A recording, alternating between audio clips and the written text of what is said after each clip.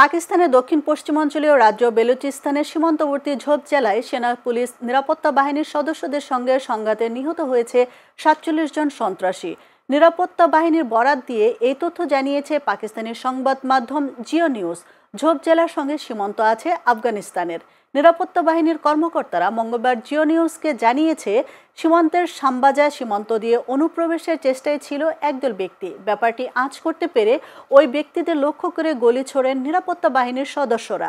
জবাবে পাল্টা গুলি ছোড়ে অনুপ্রবেশকারীরাও। দুপক্ষের পাল্টাপাল্টি গুলিতে নিহত হন ৪৭ জন অনুপ্রবেশকারী। পরে জানা গেছে, এই অনুপ্রবেশকারীরা সবাই আফগানিস্তানের নাগরিক এবং সেখানে ক্ষমতাসীন তালেবান গোষ্ঠীর সঙ্গে কোনো না কোনোভাবে সম্পর্কিত।